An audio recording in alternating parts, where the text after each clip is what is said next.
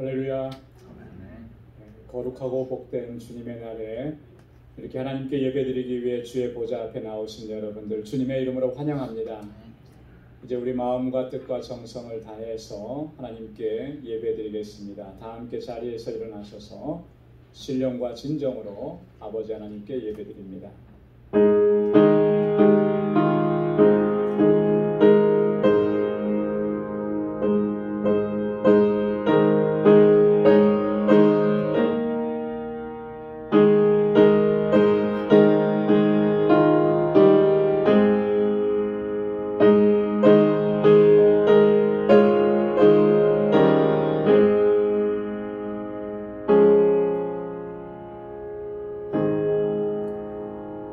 할렐루야. 하늘에서 여호와를 찬양하며 높은 데서 찬양할지어다. 그의 모든 사자여 찬양하며 모든 군대여 찬양할지어다. 해와 달아 찬양하며 광명한 별들아 찬양할지어다. 하늘의 하늘도 찬양하며 하늘 위에 있는 물들도 찬양할지어다. 그것들이 여호와의 이름을 찬양할 것은 저가 명하심에 지음을 받았음이로다. 다 여호와의 이름을 찬양할지어다. 그 이름이 홀로 높으시며 그 영광이 천지에 뛰어나심이로다. 아멘. 자비하시고 은혜가 풍성하신 만군의 주 여호와 하나님 아버지, 오늘도 거룩하고 복된 날을 저희들에게 허락해 주시고 우리의 발걸음을 주님의 보좌 앞으로 인도해 주시고 이렇게 하나님을 경배하고 찬양하며 주님께 예배드리게 하시니 감사합니다. 지난 한 주간 동안에 저희들의 삶을 눈동자와 같이 지켜주시고 주님의 그 권능의 팔로 붙들어 주시고 여러 가지 시험과 환난과 유혹 속에서도 넉넉히 이겨내게 하시고 승리의 삶을 살게 하신 아버지 감사합니다. 이 시간도 그 구원의 기쁨과 하나님의 은혜의 감격을 가지고 주 앞에 나와 경배하고 찬양하며 예배하오니 우리의 예배를 받아 주옵소서. 우리 가운데 임하시고 오늘도 예비하신 주님의 은혜로 충만하게 채워 주옵소서. 예수님의 이름으로 기원하옵나이다. 아멘.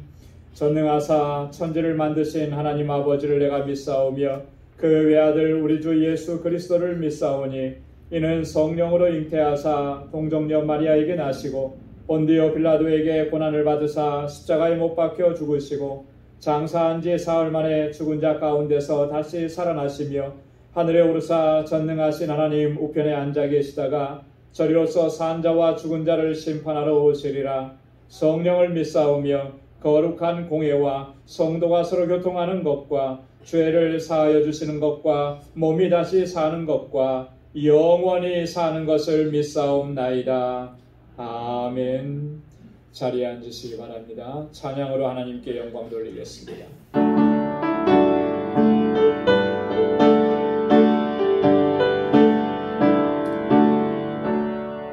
그 크신 하나님의 사랑 말로 다 형용 못하네. 저 높고 높은 별을 넘어 이 낮고 낮은 땅 위에 죄고한 영혼 구하여 그 아들 보내사 감옥죄로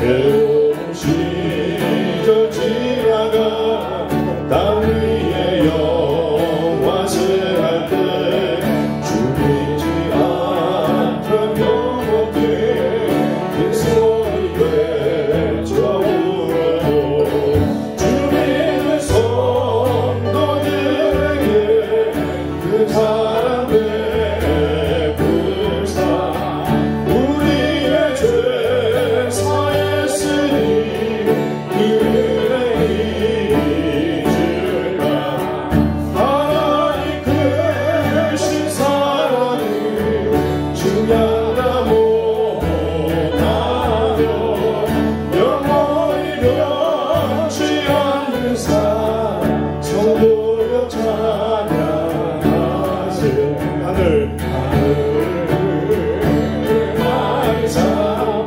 바다를 거울사 하나님의 사랑 하나님의 사랑 아기로 갈 수 없게 하나님의 크신 사랑 하나님의 크신 사랑 그 어찌 닿았을까 저 하늘 높이 사도 재우지 못하네 하나님 크신 사랑은 증량다 못하며 영원히 변치 않는 사랑 성도여 찬양하 하나님 크신 사랑은 증량다 못하며 영원히 변치 않는 사랑 성도여 찬양하세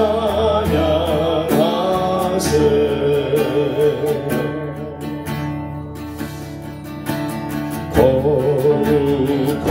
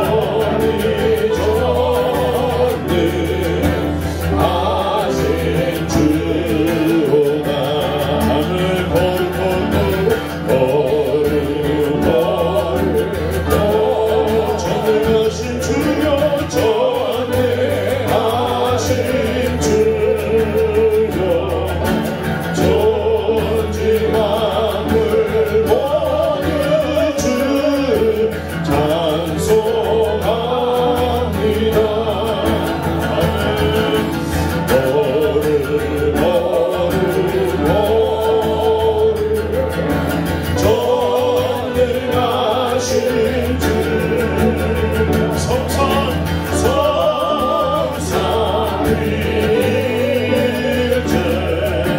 우리 주로다. 4절 다시 부르시 걸음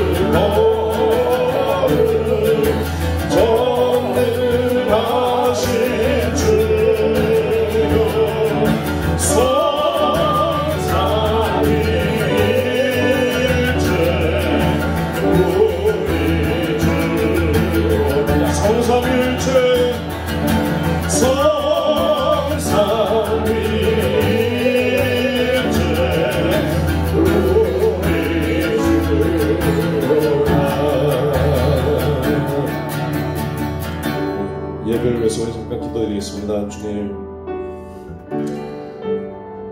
그 크신 하나님의 사랑 우리가 말로 다 형용 못합니다. 저 높고 높은 별을 넘어서 이 낮고 낮은 땅에 우리를 살리려 아버지 주님 예수님 오셨습니다. 그 사랑 때문에 우리가, 그 은혜 때문에 우리가 여기 와 있습니다. 하나님의 자녀로서 우리를 삼으심을 감사드립니다. 우리가 이 시간 우리 감사함으로 우리 하나님께 예배를 위해서 우리 같이 통성으로 기도드리겠습니다.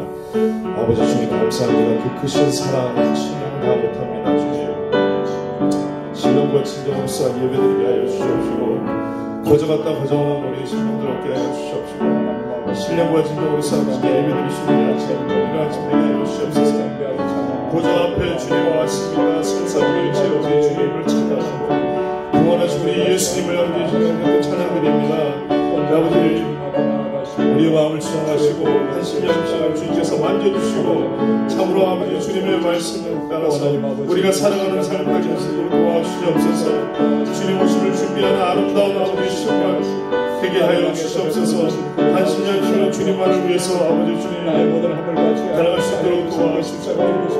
아버지 이 시간도 주님의 보혈로서 아버지 우리의 모든 죄와 것 씻어 주시고 아버지 주님 앞에 드리옵니다. 주님 역사옵소서. 아버지 주님께서 하나님 감사합니다. 주님의 날 구하시는 우리 하나님의 사랑을 감사합니다. 이 아침에 드린 주님의 전에 경배합니다. 주님께 영시를 드리옵니다. 주님 우리의 마음을 지향하여 주시고 성령께서 이것을 증명하여 주시옵소서.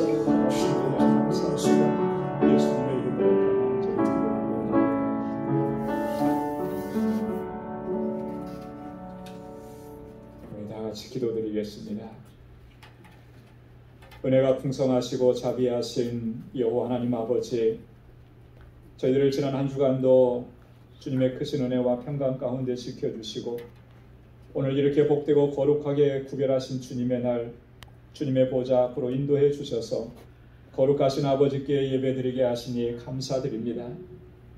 우리의 연약함과 불순종에도 불구하고 한결같은 사랑과 자비와 은총을 베풀어 주심에 감사드립니다. 광야와 같은 이 세상의 삶 속에서 지치고 낙심하고 절망 중에 처했을 때에도 주님 따스한 사랑의 손길로 우리를 일으켜 세워주시고 소망 중에 주님을 바라볼 수 있도록 인도해 주심에 감사드립니다. 매일매일 순간순간이 하나님의 은혜였음을 깨닫게 하시고 기쁨과 감격으로 하나님을 찬양하고 예배할 수 있게 하심을 감사드립니다. 오 거룩하신 아버지 하나님, 이 시간 우리의 허물과 죄악을 고백합니다. 아버지의 뜻대로 행하지 아니한 불순종의 죄를 고백합니다. 이기적인 욕심에 끌려 내 이웃을 내 몸과 같이 사랑하라 하시는 주님의 명령을 따르지 못한 죄 고백합니다. 우리를 충성되게 여기셔서 귀한 직분과 사명을 맡겨주셨건만 한 달란트 받은 종처럼 완고하고 완악한 마음으로 게으르고 나태한 모습으로 행했던 저희들의 죄악을 고백합니다. 마음과 뜻과 정성을 다하여 하나님을 사랑하라고 하셨지만 그러지 못했음을 또한 고백합니다. 아버지 하나님, 우리의 허물과 죄악들을 용서하여 주옵소서. 우리의 영을 새롭게 하여 주옵소서. 아버지의 성령으로 충만케 하여 주옵소서. 다시금 거룩하게 하셔서 주님의 뜻을 행하며 아버지께 영광 돌리는 삶을 살아갈 수 있도록 인도하여 주옵소서. 우리 방주교회와 믿음의 권속들을 지켜주시고 아버지께서 뜻하신 일들을 온전히 이루어 나가는 우리 귀한 믿음의 공동체가 되게 하여 주옵소서. 이 세상 가운데 하나님의 사랑과 예수 그리스도의 복음을 전하게 하셨사오니 이 사명 잘 감당할 수 있게 하시고 어두운 세상의 진리의 등대가 되게 하시며 아버지께서 택하신 영혼들을 주님께로 인도하는 구원의 방주된 사명을 잘 감당하는 우리 방주 공동체 되게 하여 주옵소서. 특별히 아버지 하나님, 이곳에서 자라나는 우리 어린 심령들과 학생들 그리고 EM의 청장년들에게 주님의 크신 은혜와 권능을 덧입혀 주시고 지혜와 명철을 더하여 주시며 큰 믿음과 성령의 충만함을 허락해 주셔서 이 세대 가운데 귀한 사명자들로 쓰임받게 하여 주옵소서. 저희를 위해서 수고하고 애쓰는 모든 교사들과 우리 전도사님 위에 아버지 하나님의 크신 은혜와 권능으로 덧입혀 주옵소서. 자비하신 아버지 하나님, 우리 사랑하는 지체들을 위해 기도드립니다. 특별히 육신의 연약함과 그로 인하여 큰 고통을 겪고 있는 우리 지체들에게 치료의 광선을 비춰주시고 온전하고 완전하게 치유하여 주옵시고 회복의 은총을 더하여 주옵소서. 사랑하는 형제를 먼저 떠나보내고 큰 슬픔 가운데 있는 주의 자녀들에게 아버지의 크신 사랑과 위로와 소망을 덧입혀 주셔서 잘 감당하고 이겨낼 수 있도록 주님 함께하여 주옵소서. 말할 수 없는 고통과 탄식 속에서 부르짖는 저희의 기도를 들으시사 응답하여 주시고 주님의 평강으로 덧입혀 주시며 주님의 주시는 능력으로 매일매일이 승리의 삶이 되게 하여 주옵소서. 지금도 세계 곳곳에서 주의 복음을 증거하고 있는 우리 선교사님들과 그 가족들 그리고 그 귀한 사역을 붙들어 주시고 코로나로 인한 이 위험한 상황 가운데에서도 안전하게 지켜주시며 사역에 필요한 모든 것들을 채워주셔서 부족함이 없게 하여 주옵소서. 특별히 어제 일어난 지진으로 인해서 큰 피해와 고통과 아픔을 겪고 있는 IT를 기억해 주시고 선교지를 기억해 주시고 그 백성들을 기억해 주시고 불쌍히 여겨 주시며 하나님의 위로와 회복과 온전한 복구와 안전을 저희들에게 허락하여 주옵소서. 우리 알라메다 방주교회 또 정득수 선교사님 그리고 함께하는 모든 사역자들 위해 하나님의 은혜와 권능을 덧입혀 주옵소서. 아직도 코로나 바이러스로 인한 어려움과 고통이 계속되고 있는 상황입니다. 오 하나님 아버지, 우리를 불쌍히 여겨주시고 긍휼과 자비를 베풀어 주옵소서. 이 고통스러운 상황이 속히 종식되게 하시고 우리들로 하여금 항상 주님 앞에 겸비한 마음으로 행할 수 있도록 도와주시며 하나님 보시기에 기뻐하는 삶을 살아갈 수 있도록 우리를 인도해 주옵소서. 오직 주님께만 영광 돌리고 주님의 이름만을 높이는 저희들의 삶이 되도록 인도하여 주옵소서. 거룩하신 아버지 하나님, 오늘도 우리 마음과 뜻과 정성을 다하여 하나님을 예배할 수 있게 하시니 감사합니다. 우리를 위하여 예비하신 은혜로 충만하게 채워주옵시고 우리의 예배를 받아 주옵소서. 거룩하신 예수 그리스도의 이름으로 간절히 기도드리옵나이다. 아멘.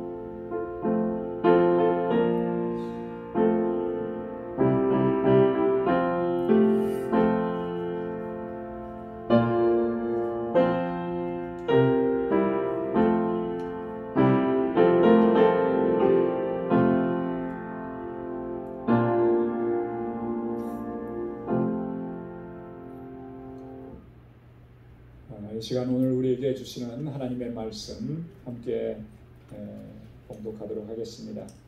신약성경 골로새서 제3장 12절에서 14절까지 말씀입니다. 신약성경 327페이지 골로새서 제3장 12절로 14절 우리 다 같이 한 목소리로 함께 봉독하도록 하겠습니다. 12절부터 그러므로 너희는 하나님의 택하신 거룩하고 사랑하신 자처럼 긍휼과 자비와 겸손과 온유와 오래 참음을 옷 입고 누가 네게 혐의가 있거든 서로 용납하여 피차 용서하되 주께서 너희를 용서하신 것과 같이 너희도 그리하고 이 모든 것 위에 사랑을 더하라. 이는 온전하게 매는 띠니라. 아멘. 할렐루야. 우리 기독교 신앙의 가장 핵심적인 가치가 무엇인가? 그것은 바로 사랑이라고 하는 것입니다. 사랑은 우리 기독교 신앙의 전부라고 해도 과언이 아닐 것입니다. 그리고 그 사랑이 구체적으로 나타나는 모습은 용서라고 하는 것이죠. 그래서 이 사랑과 용서라고 하는 것은 같은 의미인 것입니다. 이 기독교 신앙의 핵심이 사랑과 용서라고 하는 것은 왜 그런가 하면 우리가 받은 구원의 은혜가 하나님의 사랑, 그리고 하나님의 용서하심에 근거하기 때문에 그런 것입니다. 하나님께서 우리의 죄를 용서해 주셨고 우리의 허물을 다 사해 주셨습니다. 그랬기 때문에 우리가 이렇게 구원받고 하나님의 자녀가 된 것이죠. 우리는 다 죄인인데 그 죄의 용서함을 받지 못했다면 그것은 다른 말로 얘기하면 구원받지 못했다라고 하는 것과 같은 의미가 된다라고. 그래서 이 용서가 빠진 기독교, 용서가 빠진 신앙, 이것은 사실 생각할 수가 없는 것입니다. 용서가 빠지면 그것은 참 신앙이 아닌 것이고 그건 기독교가 아니라고 하는 것이죠. 사도 바울은 로마서에서 그렇게 선언했습니다. 죄의 삭은 사망이라고. 여러분, 이 죄가 존재하는 안에는 우리는 사망 가운데 거할 수밖에 없는 그런 존재들입니다. 죄의 문제가 해결되지 않으면 우리는 여전히 사망 가운데 있고, 이 사망이라고 하는 것은요, 육적인 죽음을 의미하는 것이 아니고 영원한 지옥의 형벌을 의미하는 것입니다. 그런 상태에 처할 수밖에 없다라고 하는 것입니다. 우리를 향하신 이 하나님의 사랑은 우리 자신을 구원하실 뿐만 아니라 우리에게 또 하나의 당위성을 부여합니다. 그 당위성은 뭐냐면 다른 사람들을 용서하고 또 용납해야 한다라고 하는 당위성인 것이죠. 그래서 오늘 본문 13절 말씀에 보면 바울이 그렇게 얘기한 것입니다. 누가 네게 혐의가 있거든 서로 용납하여 피차 용서하되 주께서 너희를 용서하신 것과 같이 너희도 그리하라. 누군가가 나에게 혐의가 있고 누군가가 나에게 잘못을 했고 누군가가 나에게 죄를 범했다면 그거 용서하고 용납해 줘야 한다라고 하는 것이죠. 어떻게 해요? 주님께서 나를 용서하신 것처럼 너희도 그렇게 하라. 여러분, 이렇게 바울이 권고하고 있는 것은 그렇게 했으면 좋겠습니다 라고 하는 그런 얘기는 아니에요. 이건 아주 강력한 명령인 것입니다. 당위성이 있는 거예요. 여러분, 주님께서 우리에게 베풀어 주신 이 구속의 은총, 사죄의 은총을 한번 깊이 묵상해 보시기 바랍니다. 이 사죄의 은총이 얼마나 엄청나고 놀라운 은혜이냐라고 하는 것이죠. 묵상하면 묵상할수록 우리는 이 주님께서 나를 용서해 주신 이 은혜가 얼마나 놀라운 것인지 어렵지 않게 깨달을 수가 있는 것입니다. 허물과 죄악으로 말미암아 우리는 죽었던 존재이고 죄의 삭은 사망이라고 했는데 그 사망은 이 지옥의 형벌이라 그랬습니다. 영원한 지옥 형벌이라 그랬는데 여러분 한번 생각해 보십시오. 영원토록 지옥 형벌을 당한다라고 하는 것, 이것이 정말 얼마나 무시무시하고 끔찍한 일이냐라고 하는 거예요. 하나님께서 우리를 구원하셔서 그런 끔찍한 형벌 가운데서 우리를 건져내 주셨다라고 하는 거죠. 그 고통의 형벌들을 다 제해 주셨다라고 하는 거예요. 이게 얼마나 놀라운 은혜냐라고 하는 거예요. 이 지옥의 형벌에 대해서 얘기할 때 믿는 사람들조차도 지옥의 형벌을 대수롭지 않게 생각하는 사람들이 가끔 있는 것 같습니다. 지옥에 대해서 그 형벌의 무시무시함을 과소평가하는 이런 사람들이 가끔씩 있는데요. 여러분, 결코 그렇지 않다라고 하는 거예요. 한 10여 년 전에 미국의 어떤 목사님, 벨이라고 하는 목사님이 우리 기독교계에서 논란을 일으킬 이슈가 될 만한 그런 책을 하나 펴냈습니다. 그래서 한참 논쟁이 되기도 했었습니다. 뭐냐면 지옥은 없다라고 하는 책. 지옥은 없다. 이 목사님은 상당히 영향력이 있는 사람이었습니다. 그때 당시만 해도 미시건주에서 굉장히 큰 교회를 담임하고 성도들이 출석 교인이 12,000명이나 되는 엄청난 큰 교회죠. 미시간주에서 그렇게 큰 교회라면 뉴욕에 오면 그보다 훨씬 더 큰 교회겠죠. 특히나 젊은 층에게 굉장히 영향력을 끼치는 그런 목사님이었는데 그분이 그런 얘기를 한 거예요. 지옥은 없다 이런 책을 쓰면서 뭐라고 주장을 했냐면 하나님은 사랑의 하나님이신데 하나님이 만드신 피조물 인간에게 영원한 고통을 안겨다주는 그 지옥을 만들었다는 것은 말이 안 된다는 거예요. 만약에 하나님께서 지옥을 만드셨다면 그래서 사람들로 하여금 그 고통 가운데 처하게 하셨다면 그 하나님은 공의의 하나님은 될 수 있을지는 모르지만 사랑의 하나님이실 수는 없다라고 그렇게 주장을 한 거죠. 그래서 논란이 됐던 거예요. 결국 그 목사님은 이 문제로 인해서 교회를 사임했다고 합니다. 여러분 지옥이라고 하는 것, 지옥의 존재 부정할 수가 없습니다. 부정해서도 안 되는 것입니다. 성경이 분명하게 우리에게 지옥의 존재에 대해서 말씀하고 있습니다. 어떤 분이 찾아봤답니다. 성경에 지옥이라는 단어가 몇 번 나오는가? 54번 나온다고 합니다. 예수님의 말씀 가운데서도 예수님은 지옥에 대해서 여러 차례 언급을 하셨습니다. 그 중에 대표적인 것이 마가복음 9장 47절 이하의 말씀인데 만일 내 눈이 너를 범죄케 하거든 빼어버리라. 한 눈으로 하나님 나라에 들어가는 것이 두 눈을 가지고 지옥에 던지우는 것보다 나으니라. 내 눈이 범죄했다면 그 한쪽 눈이 범죄했으면 그거 빼버리고 천국 가는 게 낫지. 그 두 눈을 다 가지고 지옥불에 떨어지는 거 그것은 있을 수 없다라고 하는 거죠. 그러면서 하신 말씀이 거기는 구더기도 죽지 않고 불도 꺼지지 아니하느니라. 사람마다 불로써 소금치듯함을 받으리라.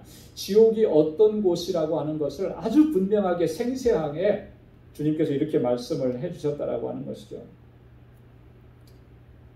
성경을 한 번이라도 읽어본 사람은 성경이 이렇게 증거하고 있음을 우리는 어렵지 않게 발견할 수가 있습니다. 우리가 잘 아는 부자와 거지 나사로의 비유에도 보면 여러분 이 부자가 나중에 간 곳이 어디입니까? 그 지옥의 불구덩이 가운데 떨어지잖아요. 그곳에서 이 부자가 얼마나 고통을 당하고 있는지 생생하게 기록을 하고 있지 않습니까? 지옥이라고 하는 것은 바로 그런 것이고 그곳에서 당하는 형벌이라고 하는 것은 그처럼 고통스러운 우리가 다 그곳에 빠질 수밖에 없었고 그곳에 던져질 수밖에 없었던 죄인들인데 그렇게 죄와 악을 범했던 우리들인데 우리의 이런 모든 죄와 허물을 사해 주시고 우리에게 사죄의 은총을 베풀어 주셨어요. 그래서 그 형벌에서 벗어날 수 있게 하시고 바울이 말한 대로라면 죄와 사망의 법에서 우리가 해방되었다라고 하는 것이죠. 여러분 이것을 우리가 분명하게 기억하고 믿는다면 우리가 받은 이 사죄의 은총을 진심으로 감사하게 생각한다면 오늘 바울이 이야기하는 건 뭐냐면 상대방의 허물과 잘못에 대해서도 그것을 너그럽게 용서하고 용납해야 마땅하다라고 말씀하고 있는 것입니다. 여러분 우리 자신을 보면 우리가 여전히 우리도 용서받아야 하는 존재라고 하는 것을 매일매일의 삶 속에서 우리가 경험하고 깨닫고 살아갑니다. 그렇지 않습니까? 우리가 사죄의 은총을 입고 의롭다함을 얻었지만 우리가 살아가는 이 죄악이 관영된 세상 속에서 우리는 어쩔 수 없이 죄의 유혹을 받고 또 그 유혹에 넘어지고 사탄의 공격을 받고 그 사탄의 공격에 우리가 쓰러질 때가 참 많아요. 그래서 실제로 우리가 우리의 생각으로나 우리의 마음으로나 또 우리의 입술로나 우리의 행동으로나 끊임없이 우리는 죄를 짓고 살아간다라고 하는 거예요. 그 우리가 인정하지 않을 수가 없다라고 하는 거예요. 여러분, 이런 실존이 무엇을 우리에게 말씀해 주는 것이냐면 우리는 앞으로도 계속해서 사죄의 은총이 필요한 존재라고 하는 것을 알려준다라고 하는 것이죠. 이 세상에서 어느 누구도 죄를 짓지 않는 사람 없고 용서받지 않아도 될 만한 그런 사람은 단 한 사람도 없다라고 하는 거예요. 그래서 우리가 날마다 주님 앞에 나와서 주님의 사죄의 은총 구하는 것이고 주님 앞에 통회하고 자복하는 것이고 하나님의 용서를 구하는 것입니다. 마태복음 18장에 보면 우리가 잘 아는 예수님의 비유가 하나 나옵니다. 그 비유는 1만 달란트의 비유, 1만 달란트 빚진 자의 비유. 이 비유에서 예수님께서 하시고자 하셨던 말씀은 뭐냐면 우리가 다 용서받은 자로서 또한 다른 사람들도 용서해야 한다라고 하는 그 당위성을 우리에게 교훈해 주는 거예요. 어떤 사람이 1만 달란트를 주인에게 빚졌습니다. 주인이 계속해서 빚독촉을 해요. 갚으라고. 나중에는 협박까지 합니다. 어떻게 협박을 하냐면 너 몸도 팔고 너 처자식도 팔고 내 자산도 다 팔아서 당장에 빚을 갚으라. 이 빚진 자가 주인 앞에서 사정사정을 합니다. 조금만 참아주시면 내가 다 갚겠습니다. 여러분, 조금만 참아주시면 다 갚겠다고 얘기는 했지만 사실 그건 불가능한 일이에요. 그죠? 1만 달란트라고 하는 것은 우리가 상상을 초월하는 그런 액수라고 하는 거죠. 당시의 역사를 기록하고 있는 역사가에 의하면 이 돈이 얼마나 큰 돈인지를 비교할 수 있게끔 합니다. 뭐냐면 당시에 이스라엘이 로마 제국에 부속되어 있었는데 이 이스라엘이 로마 제국에 1년 동안 내는 세금이 800달란트였대요. 800달란트. 그냥 객관적으로 비교해봐도 1만 달란트 하면은 한 나라가 전체가 다 로마 제국에 바치는 세금의 12배 반이나 더 많은 액수라고 하는 거죠. 그러니 그걸 한 개인이 어떻게 그걸 다 갚을 수 있겠냐. 불가능한 일이죠. 주인도 그걸 알았어요. 그래서 종을 불쌍히 여기고 긍휼을 베풀어 줬습니다. 다 탕감해 준 거예요. 얼마나 기뻤겠습니까? 무거운 짐이 다 벗어지는 거죠. 그런데 그 이후에 황당한 일이 벌어진 거예요. 집으로 돌아가던 이 종이 한 사람을 만났습니다. 그 한 사람은 누구냐면 자기에게 100데나리온을 빚진 사람이었어요. 자기가 1만 달란트 빚졌던 것을 다 탕감받았다라고 하는 것을 까맣게 잊어버린 거예요. 그 사람을 만나서 당장에 멱살을 잡고 내게 빚진 거 갚아내라고 얘기합니다. 협박을 합니다. 그랬을 때 이 사람이 좀만 참아달라고, 조금만. 내가 당장에 내가 가서 갚을 테니 조금만 시간을 달라고. 그렇게 애원을 했는데도 불구하고 이 사람은 그 100데나리온 빚진 자를 옥에 가두어 버립니다. 이런 황당한 일이 벌어집니다. 이 장면을 지켜보고 있던 다른 종들이 정말 어이없는 거죠. 민망한 거죠. 또 분노가 일어난 거죠. 그 상황에 대해서 다 주인에게 가서 보였습니다. 주인은 분노했습니다. 다시 불러들였어요. 그리고 그를 그 빚을 다 갚기까지 감옥에 넣으라고 이야기했습니다. 그리고 나서 이렇게 얘기하지. 악한 종아, 내가 빌기에 내가 내 빚을 전부 탕감하여 주었거늘 내가 너를 불쌍히 여김과 같이 너도 내 동관을 불쌍히 여김이 마땅치 아니하냐. 지금 이 1만 달란트 빚졌던 자가 잊어버렸던 것을 다시 상기시켜 주는 겁니다. 내가 너에게 어떤 은혜를 베풀어 줬냐. 네가 사정하기에, 네가 빌기에 너의 1만 달란트 빚을 다 탕감해 줬는데, 그렇다면 너도 마땅히 그렇게 해야 되는 거 아니냐. 근데 왜 그렇게 하지 않았느냐. 내 행위대로 네가 보응을 받는 것이다. 그렇게 얘기합니다. 그래서 옥에 가두어 버려요. 여러분, 우리가 이 비유에 나오는 마지막 이 말을 잘 기억해야 됩니다. 항상 기억하고 있어요. 내가 주님께로부터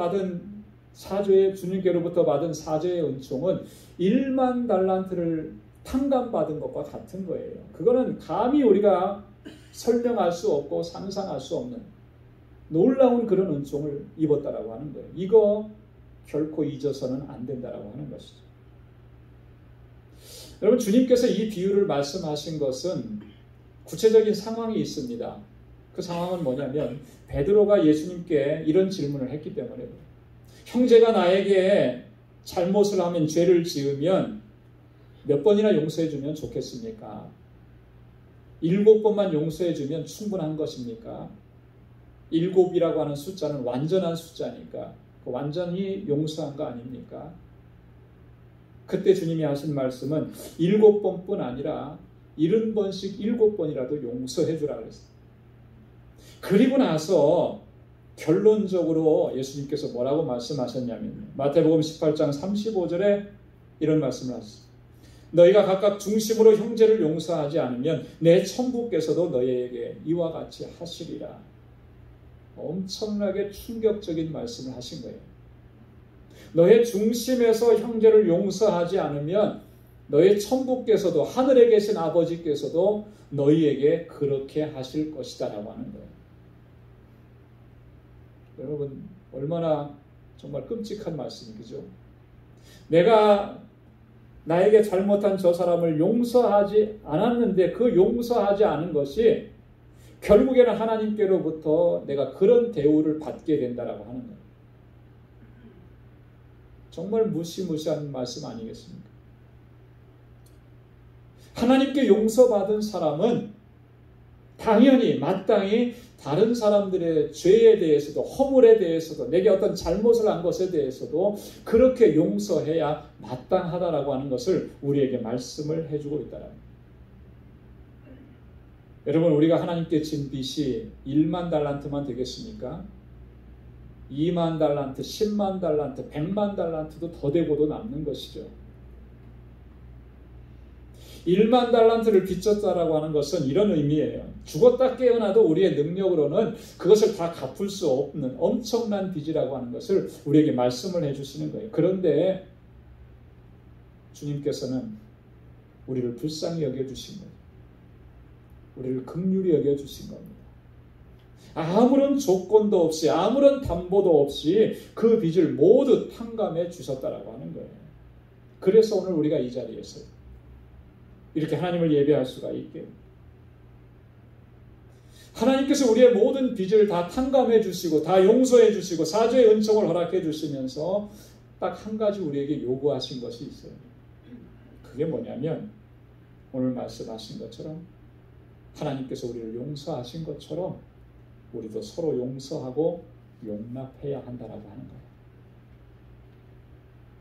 여러분, 만약에 우리가 하나님께로부터 이렇게 큰 사죄의 은총을 입었음에도 불구하고 다른 사람들의 그 작은 잘못, 작은 허물, 작은 죄악들에 대해서도 우리가 용서하지 못한다면 그런 우리의 모습을 보시는 하나님 어떻게 보시겠는가?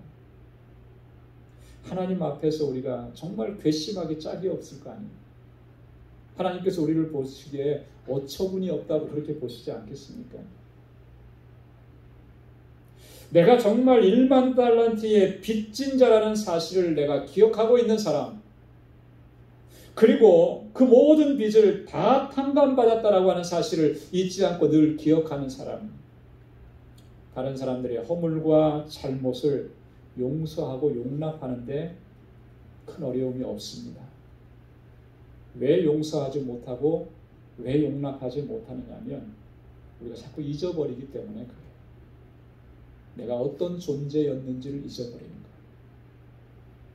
내가 하나님께로부터 얼마나 놀라운 사죄의 은총을 입었는지 그거 잊어버리기 때문에 남들이 나에게 잘못하는 것, 남들이 나에게 죄를 지은 것, 그거를 용서할 수가 없는 거죠. 내가 더 큰 죄인이었고 내가 엄청난 죄를 지어서 도저히 용서받을 수도 없는 사람인데 내 힘과 능력으로는 그걸 감당할 수가 없는데 주님께서 아무런 대가를 요구하시지도 않고 나를 용서해 주셨다라고 하는 것. 그걸 항상 기억하는 사람은 주님의 말씀하신 그대로 용서하고 용납하는 일이 그렇게 어렵지 않다라고 하는 것이죠. 누군가를 우리가 용서해야 되고 용납하고 그렇게 하는 일들은요, 궁극적으로 보면 그게 그 사람을 위한 것이 아니고 나 자신을 위한 것임을 우리는 깨닫게 됩니다. 다른 사람을 용서하고 용납함으로 인해서 내가 자유함을 얻고, 다른 사람을 용서함으로 인해서 잃어버렸던 평강을 내가 되찾고 회복하게 되는 거예요. 여러분, 이런 생각을 해봤습니다. 내가 누군가에게 잘못을 했는데 그 잘못한 것에 대해서 용서를 구하지 못하고 차일피일 미루고 그렇게 살아가면서 용서받지 못한 그런 마음, 그 마음이 힘들까? 아니면 용서하지 못해서 항상 분노의 마음, 원한을 품고 살아가는 그 마음이 더 고통스러울까? 어떤 게 더 고통스러울 것 같아요? 다 경험들이 다 있을 거예요. 앞에도 경험이 있고 뒤에도 경험이 있고. 저는 개인적으로 생각하니까 그런 거예요. 용서하지 못해서 분노와 원한과 원망의 마음을 품고 살아가는 그때 그 모습이 더 고통스러워. 여러분, 우리가 용서하지 못하는 것은요, 결국 우리 자신을 이렇게 분노라는 것, 원한이라고 하는 감정의 감옥 속에 나를 가두는 것입니다. 나를 가두는 거예요. 그래서 더 고통스러운 거예요. 육신적으로는 내가 평범하게 뭐든지 다 잘 되고 잘 사는 것 같지만 우리의 심령이 평안할 수가 없는 거죠. 내 영혼이 고통을 당하는 거예요. 용서하지 못했기 때문에. 여전히 분노의 마음을 갖고 있기 때문에. 안 볼 때는 괜찮은데 그 사람이 눈에 보이면 그러면 다시 그 감정이 다시 올라가는 거예요. 용서한 것 같은데 눌러놨던 것이죠. 안 보이니까. 근데 보이면 다시 그 마음이 솟구쳐 올라요. 그래서 고통스럽습니다. 내가 갇혀 있는 거예요. 원한과 분노에 갇혀. 예전에 어느 여자 목사님이 용서를 통한 내적 치유라는 주제로 강연을 한 것을 제가 들은 적이 있어요. 이분은 누구를 용서했냐면 아버지를 용서한 목사님인데 이남 일녀의 장녀로 태어났답니다. 네, 본인이 태어났을 때 그 아버지가 그랬대요. 그것도 이제 어머니께 들은 얘기겠죠. 첫째가 태어났는데 딸이 태어났다 그래가지고 그 아버지가 얼마나 못마땅하게 했으면 어머니가 산후조리한다고 이렇게 미역국을 드셨는데 그 미역국을 들러 엎을 정도로. 어렸을 때부터 이분은 어머니 따라서 신앙생활을 했는데 아버지가 그렇게 핍박을 많이 했대요. 나중에 신학교 간다고 그러니까 신학교 간다는데도 핍박하고 반대하고, 결혼할 때 아마 미국 남자분하고 결혼했대. 목사님이신데 또 미국 사람하고 결혼했다고 얼마나 핍박하고. 그래서 그 아버지로 인해서 받은 상처가 너무너무 자신을 힘들게 하고 원한과 분노를 쌓아가요. 그러다가 이분이 기독교 상담학을 공부하면서 자꾸 그 마음이 불편하더래요. 아버지를 용서하지 못하고. 그래서 그 마음이 계속 들어서 이 아버지를 내가 이렇게 용서하지 못하면 끝까지 내가 이 분한과 분노와 원한의 감정에 사로잡혀서 여기서 헤어나지 못할 것 같다. 그런 마음을 계속 주셔서 나중에 아버지 앞에 얘기를 했답니다. 아버지, 이제 제가 아버지를 용서합니다. 그랬더니 아버지가 뭐라고 했을 것 같아요? 고맙다고 하셨을 거예요. 고맙다고 대답하는 것이 아니라 오히려 역정을 내리는, 내가 너한테 무슨 용서받을 게 있다고 네가 나를 용서한다고 하냐, 감히 역정을 내드려요. 그래서 그냥 어렸을 때부터 본인이 들었던 말, 겪었던 일을 하나하나 자세하게 아버지한테 다 얘기해 줬대요. 그래서 내가 아버지를 미워했었고 아버지에 대해서 분노의 마음을 가졌었고, 그러나 이제는 내가 더 이상 거기에 사로잡히고 싶지 않다고. 그래서 아버지를 다 용서하고, 아버지가 받아들이든지 받아들이지 않든지 상관없이 나는 아버지를 다 용서합니다. 그리고 아버지하고 관계를 다시 온전하게 회복하고 싶습니다. 그렇게 하고 나니까 그동안에 무거웠던 짐들이, 마음에 무거웠던 짐들이 홀가분하게 다 벗겨지는 것을 경험을 했다는 거예요. 하나님이 주시는 평강을 새롭게 되찾았다고 그렇게 고백합니다. 여러분, 우리가 다른 사람을 용서하지 못하면 정말 힘들고 어려운 거는 그 사람이 아니라 나 자신이에요. 그죠? 내가 고통을 당하고 내가 갇히게 되는 것이고 내가 나를 스스로를 얽어매는 그런 결과를 초래하게 된다라고 하는 것이죠. 그래서 오늘 주님께서는 어떻게 보면 우리 자신들을 위해서 그렇게 말씀을 하시는 거예요. 내가 주님께로부터 용서받았다면 그러면 용서하는 것이 마땅하다. 그렇게 용서함으로 인해서 하나님께서 주신 평강을 누리는 삶을 살아갈 수 있도록 우리에게 은혜의 길을 열어주신다고 하는 것입니다. 하나님께서 우리에게 주시는 평강, 그리스도를 통해서 우리에게 주시는 이 평강이라고 하는 것이 얼마나 소중한 것인데, 내가 용서하지 못해서 여전히 미워하는 마음과 분노하는 마음을 가짐으로 인해서 그 평강을 잃어버렸다라고 하면 그것처럼 안타까운 일이 어디 있겠느냐. 그것처럼 주님께서 이 평강을 우리로 하여금 다시 회복하게 하시기 위해서, 그래서 하나님과의 온전한 관계 안에서 우리의 형제와 자매와 이웃과의 온전한 관계를 이루면서 그렇게 하나님께 영광 돌리는 삶을 살아가게 하시기 위해서 우리에게 이와 같이 말씀을 해주고, 우리는 주님께서 하신 이 말씀을 꼭 기억해야 합니다. 그리고 그 뜻대로 순종해야 합니다. 사실 용서하고 용납한다라고 하는 것이 쉬운 일이 아닙니다. 다 경험을 해봐서 잘 압니다. 말처럼 쉬운 일 같았으면 이런 갈등이 일어나지 않고 번민이 일어나지 않는 것이죠. 관계가 이렇게 악화될 수도 없는 것입니다. 쉽지 않기 때문에 이런 일들이 일어나게 되는 거예요. 용서가 쉽지 않기 때문에 사실 다들 힘들어하고 고통스러워하고 또 어그러진 그런 관계 속으로 빠져들어가는 것은 분명합니다. 우리가 꼭 기억해야 될 것은 우리의 의지와 우리의 노력만으로 용서와 용납은 잘 되지 않는다라는 거예요. 어쩌면 우리가 죽는 날까지 용서하지 못할 수도 있어요. 우리 의지와 우리의 노력만 가지고.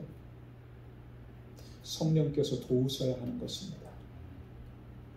하나님께서 은혜 베풀어 주셔야 돼요. 내 능력과 내 노력이 아니라 하나님의 힘과 하나님의 능력으로 우리가 용서할 수 있도록 인도해 달라고 그렇게 날마다 간구하면서 주님 앞에 엎드려야 되는 거예요. 그랬을 때 주님께서 우리에게 그렇게 감당할 수 있는 능력도 부여해 주시는 거예요. 그리고 하나님의 말씀에 전적으로 순종하면서 나아가요.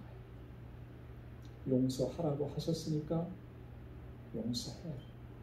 용납하라고 하셨으니까 용납해야 돼요. 이것 따지고 저것 따지고 하면서 주님의 주신 말씀을 비껴가려고 하면 결코 우리를 용서할 수가 없는 거예요. 그 말씀에 순종할 때에 감당할 수 있는 능력 주시고 용서할 수 있는 능력 주시고, 그렇게 해서 용서하고 용납했을 때 우리의 심령 가운데 주님의 주시는 주님의 평강을 다시 회복해 하는 그런 은혜를 덧입혀 주실 줄로 믿습니다. 하나님 앞에 용서받은 사실을 늘 기억하고 너희가 용서받은 것처럼 용서하라고 하신 그 말씀 기억하고 우리의 삶 속에서 그렇게 순종하면서 하나님의 뜻을 이루어갈 수 있는 저와 여러분들 될 수 있기를 주님의 이름으로 축원합니다. 기도하겠습니다. 자비하신 아버지 하나님, 참 고맙고 감사합니다. 오늘도 이 시간 주의 말씀을 통해서 우리가 하나님께로부터 받은 그 사죄의 은총이 얼마나 놀랍고 얼마나 귀하고 값진 것인 걸 다시 한번 깨닫게 해주셔서 감사합니다. 이렇게 우리를 용서하신 주님께서 또 우리에게 권고하시고 명령하신 그 귀한 말씀도 가슴에 새기게 하여 주옵소서. 베드로는 나에게 죄를 범한 자 7번 용서해 주면 되는 것이겠습니까? 주님께 물어봤지만 주님께서는 70번씩 7번이라도 그렇게 하라고 답하셨습니다. 용서하는 곳에 사랑이 넘쳐나고 용서하는 곳에 주님의 주시는 평강이 넘쳐나게 되는 줄로 믿습니다. 우리 방주 공동체가 진정한 사랑의 공동체가 되게 하여 주옵소서. 예수님의 이름으로 기도드리옵나이다. 아멘. 찬송 369장 부르시면서 준비하신 예물 하나님께 드리겠습니다.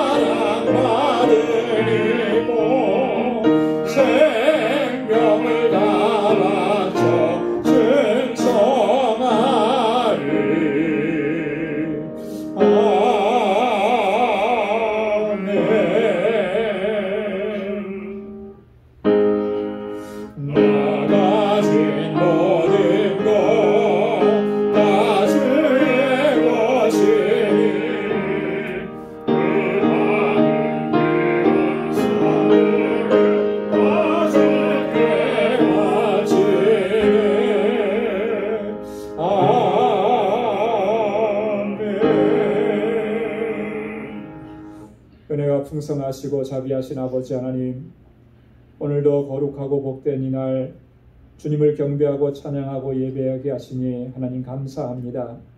아버지께서 우리에게 베풀어 주신 그 놀라우신 사랑과 은총, 우리가 단 한순간도 잊지 않게 도와주시고 늘 기억하게 하시고 그 감격과 기쁨 속에서 주님을 경배하고 찬양하며 아버지의 뜻을 행하는 우리 믿음의 권속들이 되게 하여 주옵소서. 오늘도 주님을 예배하며 하나님께서 우리에게 베푸신 그 은혜를 기억하며 하나님 우리에게 허락해 주신 물질을 구별하여 감사의 예물로 주님께 올려드립니다. 하나님 삶의 정황이 비록 힘들고 어렵고 고통스러울지라도 그것 때문에 우리가 좌절하지 않게 하시고 절망 가운데 머물러 있지 않게 하시고 소망의 주님을 바라볼 수 있도록 도와주옵소서. 이 고난조차도 하나님의 축복인 것을 기억하게 하셔서 늘 감사하며 주님께 영광 돌리는 삶을 살아가는 우리 방주의 권속들이 되게 하여 주옵소서. 11조의 예물을 구별하여 올립니다. 하나님께서 나의 주인이신 것을 이 시간도 고백하고 하나님 앞에 우리의 모든 것을 다 순종하기로 주님 앞에 결단합니다. 우리를 받아 주옵소서. 내 뜻대로 마옵시고 아버지의 뜻대로 온전히 순종하며 주님의 뜻을 이루어가는 하나님의 귀한 믿음의 권속들이 되게 하여 주옵소서. 선교의 예물을 주님께 구별하여 드리며 선교지를 위해서 기도합니다. 사랑하는 주의 종들을 위해서 같은 마음으로 간구합니다. 하나님, 이 예물이 쓰여지는 곳에서 하나님께서 행하시는 그 놀라우신 역사들을 날마다 경험하고 체험하고 목도할 수 있는 그 은혜도 우리에게 허락하여 주옵소서. 지금도 여전히 힘들고 어렵고 고통스러운 상황 속에 있는 선교지를 붙잡아 주시고 우리 선교사님 한 분 한 분을 하나님 주님의 강하신 팔로 붙들어 주셔서 그 귀한 사역 감당하기에 어려움이 없도록 늘 동행하시고 인도하여 주옵소서. 건축 예물을 구별하여 드리며 하나님께서 세우신 이 방주교회를 위해서 눈물로 기도합니다. 헌신하고 기도하며 섬기는 그 귀한 손길들을 하나님 기억해 주시고 우리 방주 공동체가 정말 아름다운 믿음의 공동체로 사랑의 공동체로 든든하게 서게 하시고 세상을 향해서 주님의 사랑을 전하기에 부족함이 없도록 함께하여 주옵소서. 특별히 우리 권속들 서로 사랑하고 아끼고 또 위로하고 용서하고 용납하고 또 서로를 위해서 기도해 주며 함께 달려갈 수 있도록 주님 인도하여 주옵소서. 내 이웃을 내 몸과 같이 사랑하라고 하신 주님의 명령 기억하며 구제의 예물을 구별하여 주님 앞에 올려드립니다. 하나님께서 우리에게 베풀어 주신 그 사랑과 은혜 내 안에만 머물러 있지 않게 하시고 나를 통하여서 흘러 넘치게 하여 주옵소서. 주님의 사랑이 필요한 곳 사랑을 잃어버린 이 세대 가운데 주님의 참 사랑을 우리의 삶으로 증거하며 살아가는 우리 방주의 권속들이 다 되게 하여 주옵소서. 아버지 하나님, 우리 방주 권속들 이제 또 한 주간 세상의 삶을 향해서 나아갑니다. 비록 우리의 삶의 현장이 힘들고 어려울지라도 우리는 주님만 바라보게 하시고 믿음으로 나아가게 하시고 승리 있게 하여 주옵소서. 이 한 주간도 저희의 가정과 직장과 생업의 터전을 견고하게 붙들어 주시고 주님의 은혜 가운데 형통한 삶을 살게 하심 복에 근원된 삶을 살아갈 수 있도록 인도하여 주옵소서. 모든 것 감사하옵고 예수님의 이름으로 봉헌 기도드리옵나이다. 아멘. 우리 전후좌우에 계신 분들과 함께 인사 나누시기 바랍니다. 샬롬, 주님의 평강이 함께하길 바랍니다. 손을 흔들어 주시고요. 가깝게 계신 분들은 또 찾아가 주셔서 사랑합니다, 축복합니다 인사해 주시고요.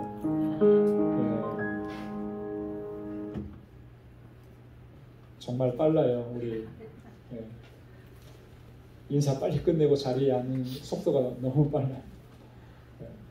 우리가 사실 이런 코로나 바이러스 팬데믹 때문에 서로 이렇게 인사를 깊게 나누고 대화하는 그런 시간들을 많이 갖지 못하는 게 참 있습니다. 너무 안타까운데요. 그러면 그럴수록 더 서로의 안부를 살펴주시고 또 서로를 위해서 기도해 주시고 격려해 주시고 그렇게 하면 좋겠습니다. 우리 이렇게 어려운 상황일수록 우리 자신의 그 영적인 강건함을 위해서 우리가 특별히 힘을 써야 됩니다. 그래서 말씀도 부지런히 읽고 묵상해야 되고요. 그리고 기도 생활도 정말 힘차게 기도 생활해야 합니다. 그래야만 이런 상황에 우리가 매몰되지 않고 또 이겨내고 승리의 삶을 살아갈 수가 있는 거예요. 육신이 피곤하고 지치다 그래서 한 번, 두 번 이렇게 이런 내 영적인 그런 강건함의 이 고삐를 늦추게 되면 자꾸 우리가 연약해질 수밖에 없고요. 나중에 가서는 이 작은 시험에도 쉽게 넘어지게 됩니다. 우리가 우리 자신의 그런 경건의 훈련 최선을 다해서 감당하시고 또 우리의 삶의 현장에서 예수 그리스도의 증인된 삶을 살아가는 일에 최선을 다할 수 있기를 바랍니다.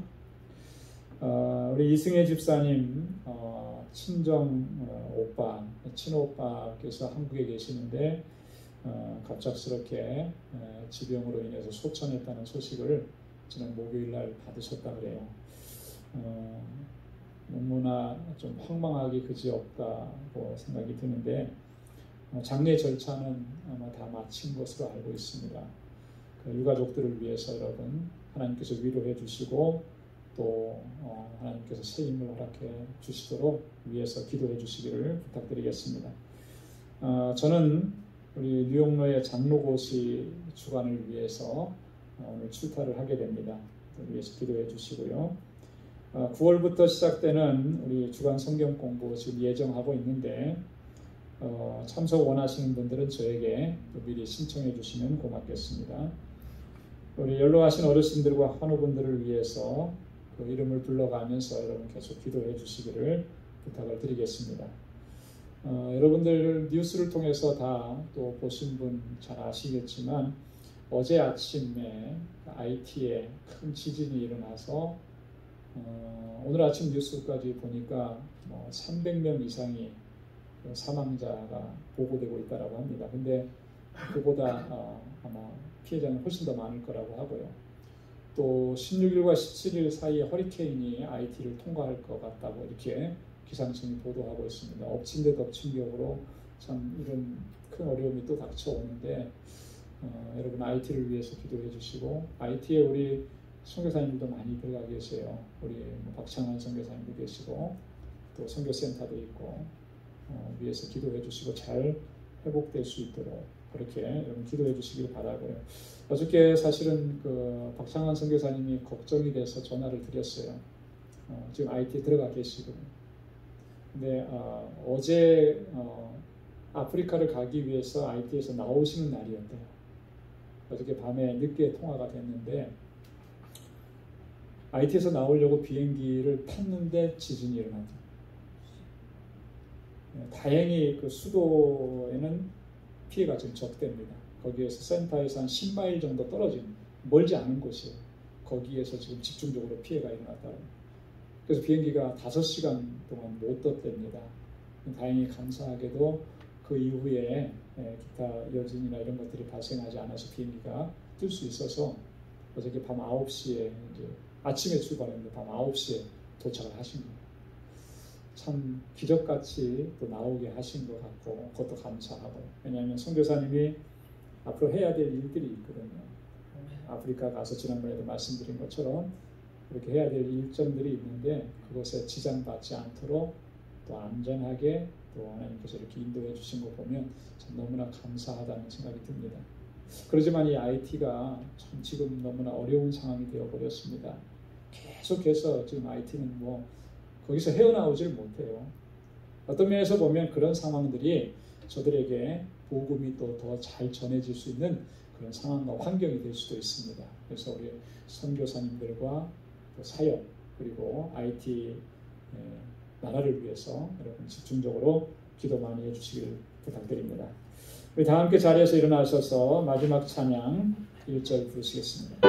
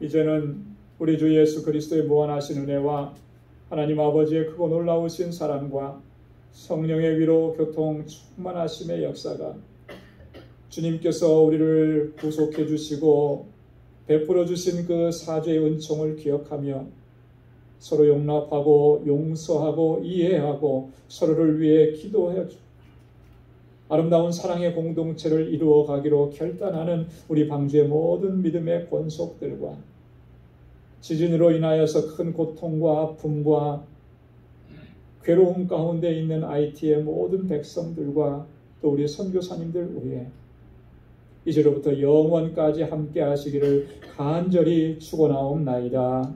아멘.